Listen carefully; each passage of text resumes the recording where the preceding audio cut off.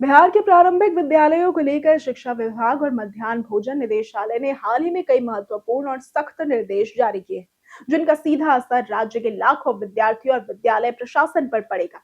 इन निर्देशों का उद्देश्य विद्यालयों में पारदर्शिता बढ़ाना, बच्चों की वास्तविक उपस्थिति सुनिश्चित करना और मध्याह्न भोजन योजना को अधिक प्रभावी बनाना है। नए आदेश के अनुसार अब विद्यालयों में छात्रों की उपस्थिति पहली घंटी में ही अनिवार्य रूप से दर्ज की जाएगी। मध्याह्न भोजन निदेशालय ने स्पष्ट किया है कि भोजन की तैयारी और वितरण पूरी तरह इसी उपस्थिति के आधार पर होगा।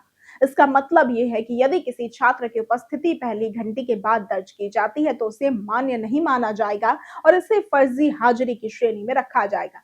इस कदम का उद्देश्य स्कूलों में उपस्थिति प्रणाली को अधिक पारदर्शी और जवाबदेह बनाना है, ताकि किसी भी प्रकार की अनियमितता को रोका जा सके।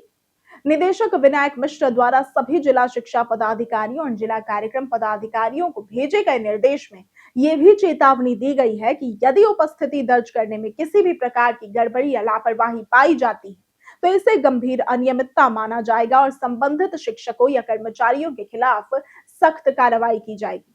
ये कदम शिक्षा व्यवस्था में अनुशासन और जवाबदेही सुनिश्चित करने की दिशा में एक महत्वपूर्ण प्रयास माना जा रहा है। मध्याह्न भोजन योजना के तहत बच्चों को निर्धारित मेन्यू के अनुसार भोजन उपलब्ध कराना भी अब और अधिक सख्ती से लागू किया जाएगा। विशेष रूप से शुक्रवार या रविवार को दिए जाने वाले अंडे या फलों का वितरण हर हाल में सुनिश्चित करने के निर्देश दिए गए हैं। कई निरीक्षणों में ये सामने आया है कि कुछ स्कूलों में बच्चों को निर्धारित पोषण सामग्री नहीं मिल पा रही थी, जिसे सरकार ने गंभीर लापरवाही माना है।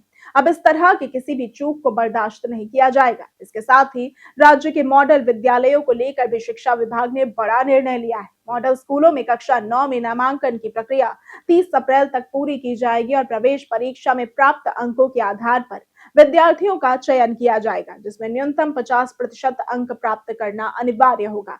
प्रत्येक मॉडल विद्यालय में कक्षा 9 के लिए कम से कम 40 सीटें निर्धारित की गई है। यदि प्रवेश परीक्षा में सफल छात्रों की संख्या कम रहती है तो कक्षा 8वीं के अंकों के आधार पर अन्य योग्य छात्रों को भी अवसर प्रदान किया जाएगा।